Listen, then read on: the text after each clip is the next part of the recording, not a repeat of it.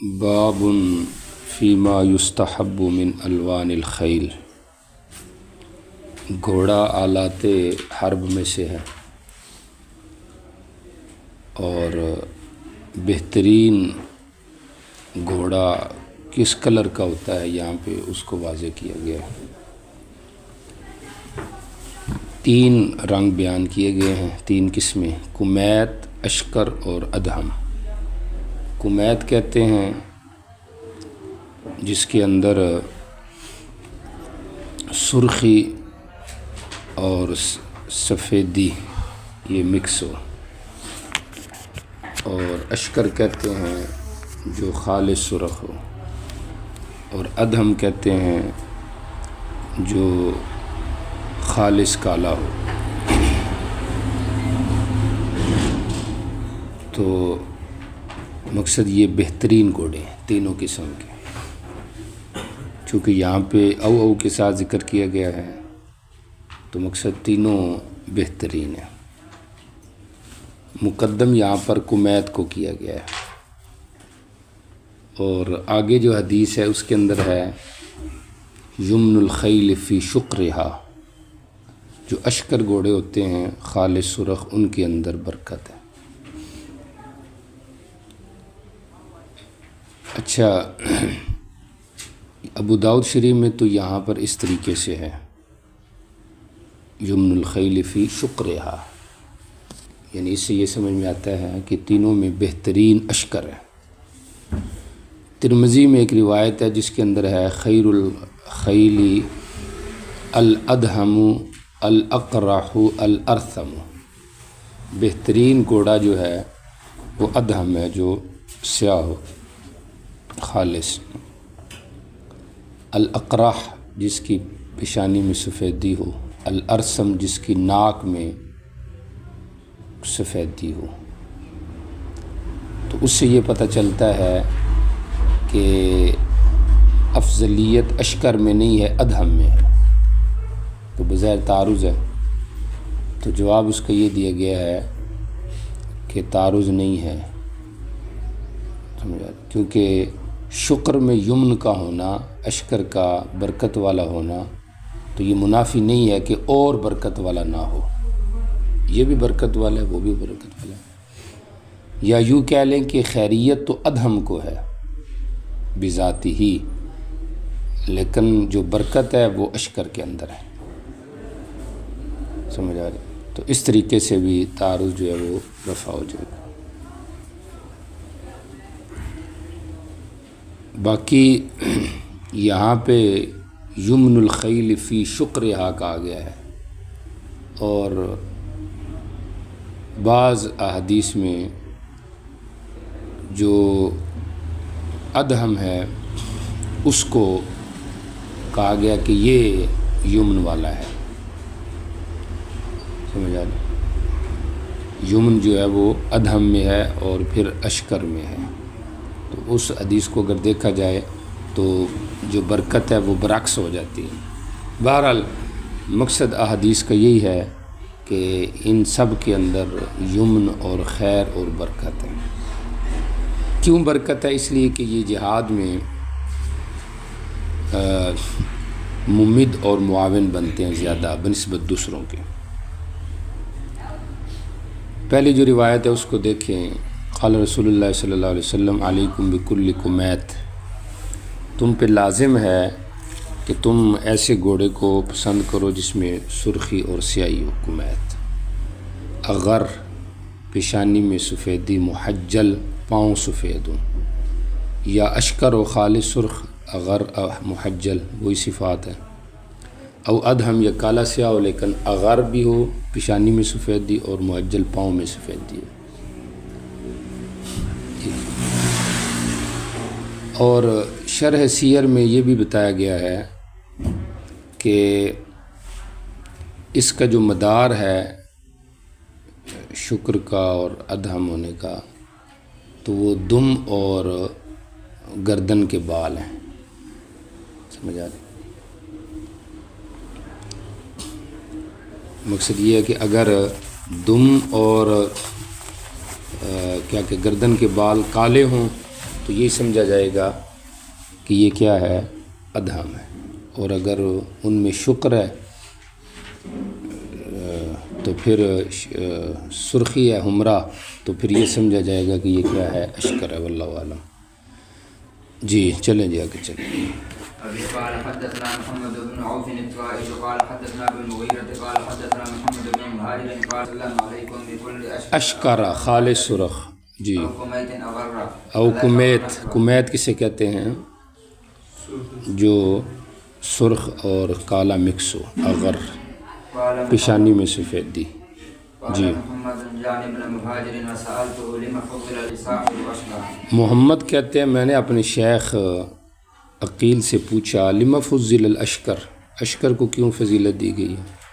تو شیخ نے جواب دیا اس کی وجہ یہ ہے کہ آپ نے کوئی سریہ بھیجا ہوگا تو سب سے پہلے جو فتح لے کر آیا وہ صاحب اشکر تھا، تو اس سے آپ نے یہ ایک نیک فالی لی اور آپ نے کہا کہ لو جی یہ جو اشکر گھوڑے ہیں یہ شکر گھوڑے، ان میں برکت ہے۔ مقصد یہ ہے کہ یہ خیر لے کر آتے ہیں، نیک فالی ہو گئی نا۔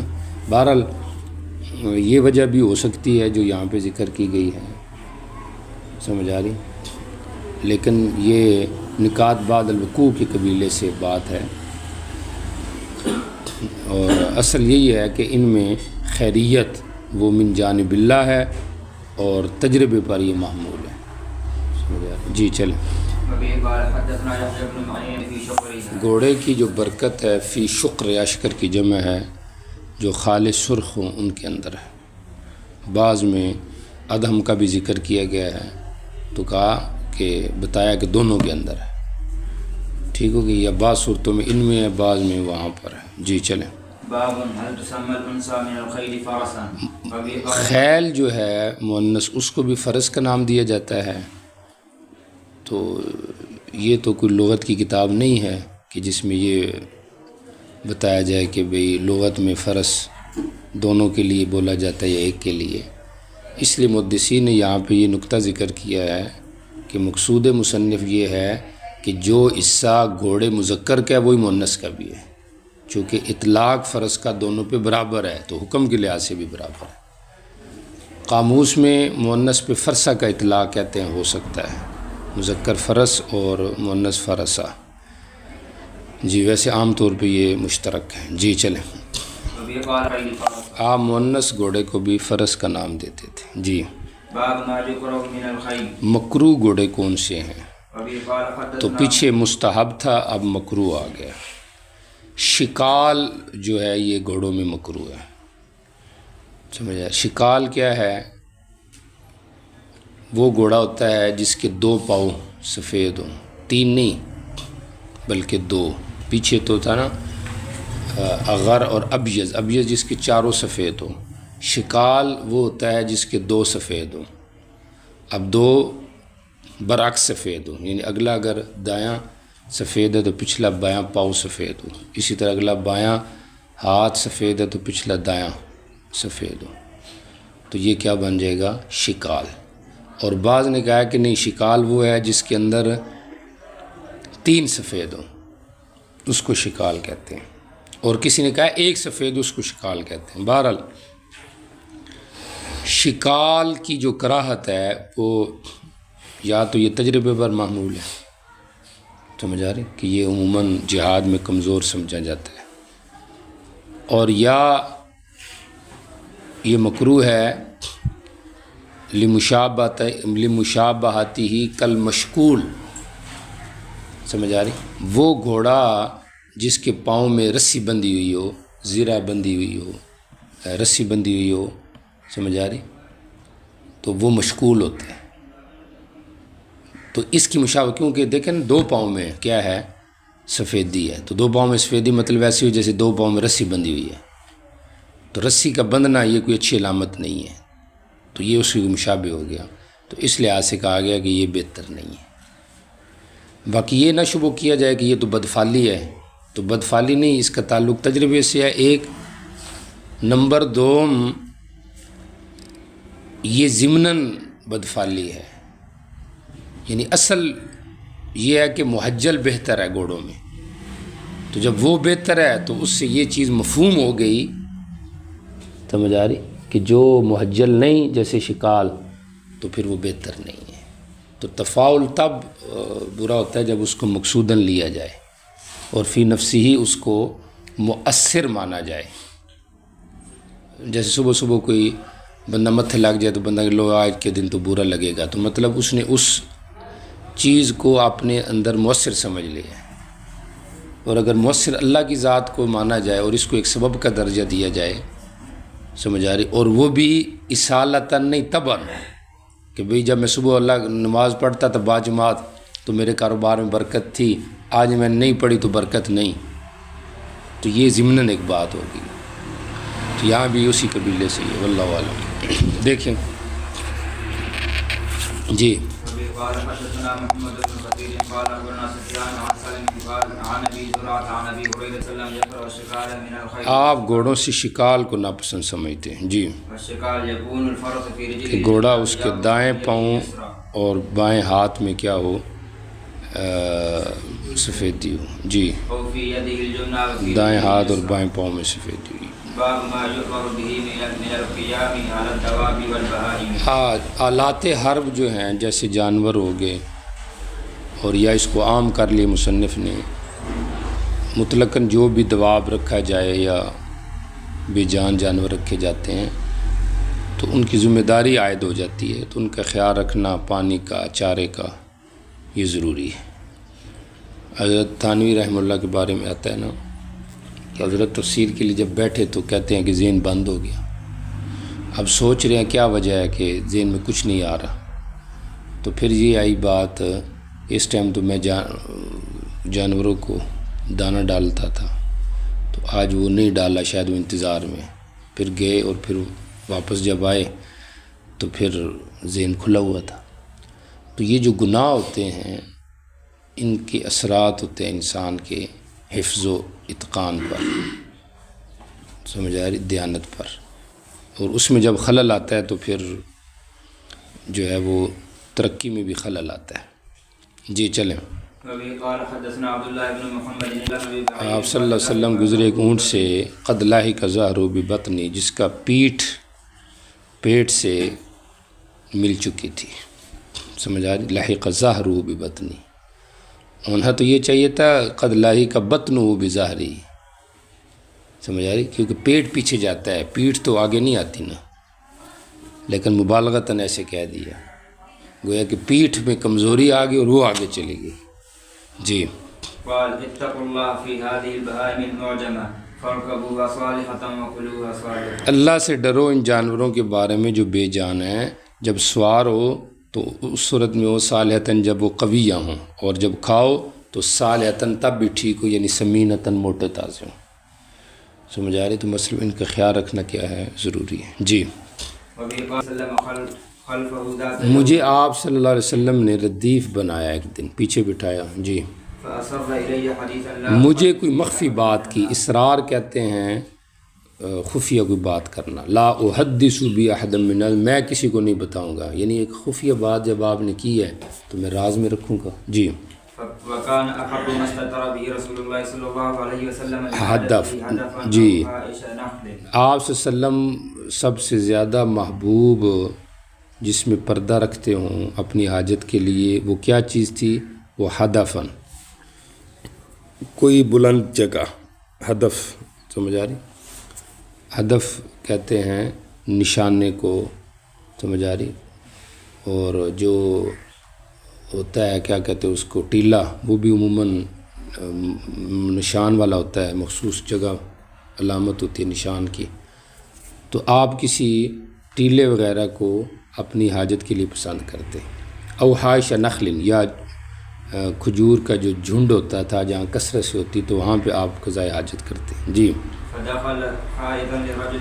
انصاری کے ایک باغ میں داخل ہوئے، جی، ایک اونٹ تھا، جب اس نے آپ کو دیکھا جنہ رونے لگ گیا، وظرفت عیناہ، اس کی آنکھیں بہنے لگ گئیں۔ جی، آپ اس کے پاس آئے، ذفراہ، آپ نے اس کی گردن کے اوپر کیا کیا؟ ہاتھ پھیرے، سمجھ آ رہی، ذفراہ گردن۔ جی چلیں، وہ خود چپ ہو گیا۔ جی، من رب هذا الجمل، اس اونٹ کا مالک کون ہے؟ جی، فجاء فتى من الانصار فقال لي يا رسول الله قال افلا تتق الله اللہ سے نہیں ڈرتا ہے اس جانور کے بارے میں؟ جی، ملك الله اللہ نے تجھے ان کا مالک بنایا، اس نے میری طرف شکایت کی ہے، تو اس کو بھوکا رکھتا ہے اور اس کو تھکاتا ہے، سمجھ آ رہی؟ تو یہ آپ کا معجزہ ہے کہ آپ نے جانور کے بات کو سمجھ لیا، سمجھ آ رہی؟ اور اس کے لیے یہ تھا کہ اللہ کی طرف سے کہ اس نے اپنی بات نبی کو سمجھا دی۔ جی، ابھی قال حدثنا عبد الله بن مسلمة القعنبي عن رجل يمشي جی، ایک آدمی رستے میں چل رہا تھا، فاشتد علی العطش، پیاس اس کو سخت لگ گئی، جی، فوجد بئرا فنزل بها کنواں پایا، اس میں اترا، پانی پیا۔ ایک کتا یلحس، وہ زمین چاٹ رہا تھا، سمجھ آ رہی؟ ویسے یلحس کا معنی جو ہوتا ہے، میں نے تو یا کل ترا من العطش کے ساتھ اس کو جوڑ دیا ہے، یلحس کا معنی ویسے ہوتا ہے پیاس کی وجہ سے زبان کا باہر نکالنا، سمجھ آ رہی؟ جی، اور یاکل الثرى من العطش، پیاس سے وہ گیلی مٹی کھا رہا تھا، وہ زبان کو لگا رہا تھا مٹی کے ساتھ۔ جی، فقال الرجل لقد بلغ هذا الكلب من العطش مثل الذي كان بلغني فنزل البئر فملأ۔ جی، اس نے کہا اس کتے کو بھی وہی پیاس لگی ہے جو مجھے لگی تھی، جی، فنزل البئر، کنویں میں اترا، جی، خفا، اپنے موزے کو بھرا پانی سے، منہ سے اس کو روکا، ظاہری بات اوپر چڑھنا تھا، رقیہ چڑھ گیا، کتے کو پانی پلایا، اللہ نے اس کے اس عمل کی قدر کی، فغفر له، اور اس کو معاف کر دیا۔ جی، ہمارے لیے بائیں میں بھی اجر ہیں۔ جی، ہر جگر تر، فی کل ذات کبد رطبۃ، ہر جگر والی چیز، سمجھ آ رہی؟ رطبۃ، جو کیا ہو، زندہ ہو، اس کے اندر اجر ہے، سمجھ آ رہی؟ رتبہ ویسے تو تازے کو کہتے ہیں، مراد زندہ ہے، جو بھی زندہ جگر والی چیزیں، حیوان، اس کی خدمت میں اجر ہے۔ جی، ہم جب کسی جگہ میں اترتے تو ہم نفل نہیں پڑھتے، بعض نے تسبیح سے مراد چاشت کا معنی لیا ہے، چونکہ تسبیح کا عموماً اطلاق چاشت پہ بھی حدیث پہ ہے، حتیٰ نحل الرحا، یہاں تک کہ آپ کو جاوے کھولتے، تو مقصد کیا ہے؟ تاکہ جانوروں کو تکلیف نہ ہو، پہلے وہ کھول کے پھر بعد میں تسلی سے ہم نماز پڑھتے ہیں۔ جی، باب فی تقلید الخیل بالاوتار، جی، گھوڑوں کو تانت کے ذریعے سے قلادہ پہنانا، اوتار وتر کہتے ہیں تانت کو۔ یہ تانت جو ہے یہ جانور کا پٹھا ہوتا ہے جو رسی نما ہوتا ہے، اس کو گلے میں باندھ دیا جاتا تھا، تو اب وہ منع کیا گیا ہے۔ امام مالک رحمہ اللہ تو فرماتے ہیں وجہ منع یہ ہے کہ اس کو مؤثر بذات سمجھتے تھے کہ اس سے نظر بد نہیں ہوگی، تو کہا کہ یہ بات نہیں ہے، اس کو اتارو، ٹھیک ہو گیا، مؤثر حقیقی اللہ کی ذات ہے، اس کا نظر بد سے بچانے میں کوئی تعلق نہیں ہے۔ اچھا، ایک تو یہ ہو گیا۔ احناف کے ہاں عموماً جو ائمہ سے منقول ہے وہ یہ ہے کہ یہ نہیں شفقت پر معمول ہے، چونکہ جب تانت ہوگی گردن کے اندر تو کبھی وہ رسی کہیں پھنسے گی تو اسے گلا گھٹنے کا ڈر ہوتا ہے، سمجھ آ رہی؟ جو لوگ جانور رکھتے ہیں ان کو پتہ ہے کہ وہ رسی اس طریقے سے باندھتے ہیں کہ گلا جو ہے وہ اس میں نہ گھٹے جانور کا، تو یہ اس کے اوپر معمول ہے۔ اور بعض نے کہا کہ اس میں یہ جو نہیں ہے یہ کراہت پر معمول ہے، مطلب جائز ہے لیکن بہتر نہیں ہے، سمجھ آ رہی؟ تو اس قسم کا بتایا گیا ہے۔ اور بعض نے یہ بھی کہا ہے کہ اصل میں وہ گھنٹی اس میں ڈالتے تھے، سمجھ آ رہی؟ اس تانت میں، پتھر میں، تو وہ گھنٹی پھر دشمن کو خبر کی علامت بن جاتا ہے، جس سے نقصان کا ڈر تھا، اس لیے آپ نے کہا تانت اس سرے سے نہ باندھو کہ پھر اس میں گھنٹی لٹکا، اصل ممانت گھنٹی کی ہے، تانت ایک ذریعہ تھا اس لیے اس سے بھی روکا گیا، سمجھ آ رہی؟ باقی تقلید قلادہ سے ہے، گلے کے ہار کو کہتے ہیں، سمجھ آ رہی؟ جی، پڑھیں جی۔ جی، آپ نے قاصد بھیجا، جی، جی، مجھے یہ گمان ہے کہ استاذ نے یہ کہا ہے کہ والناس، آگے یہ بھی لفظ بولا ہے کہ لوگ اپنی آرام گاہوں میں تھے. جی. لا تبقين في رقبة بعير اونٹ کی گردن میں کوئی قلادہ تانت سے نہ چھوڑا جائے. من وتر. قلادة من وتر ولا قلادة إلا قطعت. چلو. قال مالك أرى أن ذلك من أجل العين. جی ٹھیک ہو گیا. مالک کہتے ہیں میرے یہ سمجھ میں آئی یہ بات کہ یہ نظر بد سے بچاؤ کی وجہ سے تھا تو اس لیے آپ نے منع کیا. جی چلیں. گھوڑوں کو باندھو مطلب ان کو پالو. گھروں میں جہاد گال ہے نا، یا سرحد پہ گھوڑوں کو باندھو حفاظت کے لیے. ومسحو بنواسیہا واعجازہا، اور ان کی پیشانی اور ان کی دموں پہ ہاتھ پھیرو، اس سے اس کو راحت پہنچتی ہے. پھر وہ موٹا ہوتا ہے، اس کو تسلی ہوتی ہے میرا مالک مجھ سے محبت کرتا ہے. سمجھ آ رہی؟ یا کنایا حفاظت سے ان کی حفاظت بھی کرو. جی. قلادے پہناؤ لیکن تانت کے قلادے نہ پہنو. سمجھ آ رہی؟ قلادہ انسان کو بھی جائز ہے لیکن شرکیہ قلادہ نہ ہو. سمجھ آ رہی؟ قلدوہا ولا تقلدوها الاوتار، یعنی قلادہ پہناؤ لیکن تانت کا نہ پہناؤ، مطلق کوئی اور رسی ڈال لو مثلا. سمجھ آ رہی؟ اور بعض نے اوتار کا اور معنی بھی کیا کہ یہ وطر سے ہے. وطر کہتے ہیں طلب دم اور سار کو. مقصد جانور پالو لیکن جاہلیت کے انتقام کے لیے نہیں، للاوتار، انتقام کے لیے نہیں بلکہ اسلام کی بلندی کے لیے. بات سمجھ آ رہی کہ نہیں؟ شرکیہ جو قلادے ہوتے ہیں وہ منع ہیں. قرآن پاک کا قلادہ ہے اگر کوئی، یا منقول الفاظ ہیں یا غیر شرکی الفاظ ہیں تو فی نفسی اس قسم کا قلادہ انسان کے ڈلے میں ڈالنا فی نفسی جائز ہے. سمجھے؟ گو کہ اولا نہیں ہے. اولا یہی ہے کہ انسان خود دم کرے، یہ سب سے بہتر ہے اور یہی سنت چیز ہے. تعویذ جائز ہے لیکن سنت نہیں ہے، یوں کہہ لیں آپ. سمجھ آ رہی؟ جی چلیں. باب فی تعلیق الاجراس. تعلیق الاجراس جرس کی جمع ہے، گھنٹیوں کو لٹکانا جانور کے گلے میں. تو چونکہ اس میں مشابہت ہوتی ہے مزامیر شیطان کی. سمجھ آ رہی؟ آگے مزمار الشیطان کا بھی ہے. گھنٹی میں مزمار شیطان ہے. مزمار زمر یزمر زمرن کا معنی ہوتا ہے بھڑکانا. سمجھ آ رہی؟ یہ شیطان کے بھڑکانے کا آلہ ہے. اور گانے جو ہوتے ہیں، گھنٹیاں جو ہوتی ہیں، یہ بندے کو ابھارتی ہیں غلط فعل پہ. سمجھا؟ پھر بندہ کہتا ہے بڑا مجھے مزہ آ رہا ہے، تو وہ اس کو بھڑکایا جا رہا ہوتا ہے جس کی وجہ سے وہ اس کو مزہ محسوس ہوتا ہے. سمجھ آ رہی؟ یا مزمار بانسری کو کہتے ہیں چونکہ یہ شیطان کی بانسری ہے، مطلب جس سے آواز جو نکلتی ہے یہ شیطان کو راضی کرتی ہے، شیطان کی احکامات کی تکمیل ہے. یہ سبب ہے احکامات کی تکمیل کا، اور وہ کیا ہے؟ اللہ کی نافرمانی. تو اس لحاظ سے یہ مزمار ہے. تو بہرحال گھنٹی میں مشابہت ہے مزمار شیاطین کی، اس لیے اسے منع کیا گیا، یا دشمن کی اطلاع کی. جی چلیں. جی. رفقہ جماعت، اس جماعت میں جس میں گھنٹی ہو. ایسے فرشتے نہیں ساتھی بنتے.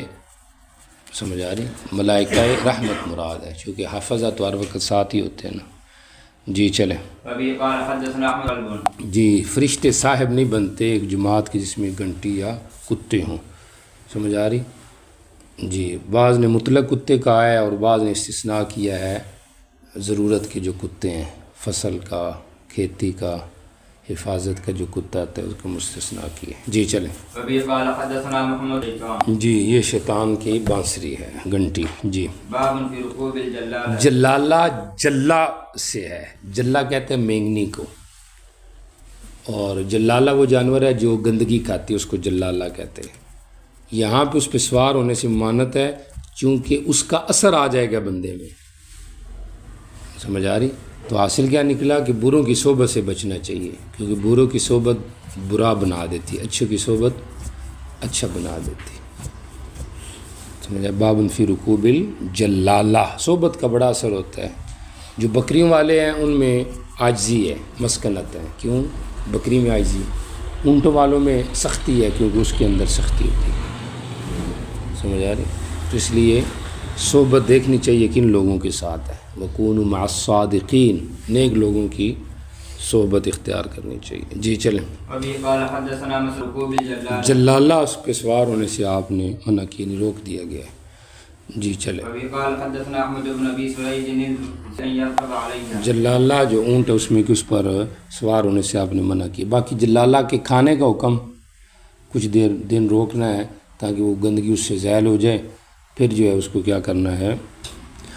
یہ جو چکن آج کل بازاروں میں ملتا ہے، چونکہ یہ جلالہ کے حکم میں نہیں آتا، گندگی ان کے جسم میں نہیں سرایت کر رہی ہوتی، غذا اگرچہ حرام ہے لیکن وہ چونکہ جنس بدل گئی ہے اس لیے حکم تو زہری گوشت کا ہے نا، خوراک کا نہیں رہا۔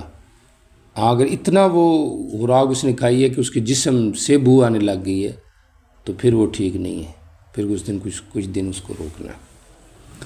جی چلیں۔ باب فی الرجل یسمی دابتہ، ایک آدمی اپنے جانور کا نام رکھتا ہے تو رکھ سکتا ہے، تو کیا مقصد ہے ثابت کرنے کا کہ جانوروں کے بھی نام رکھے جا سکتے ہیں اور یہ کوئی رسم بد نہیں ہے، رسم جاہلیت ایسی نہیں ہے کہ اس کو توڑا جائے، آپ سے بھی اس قسم کے نام ثابت ہے۔ عفیر گدھا، سمجھ آ رہی؟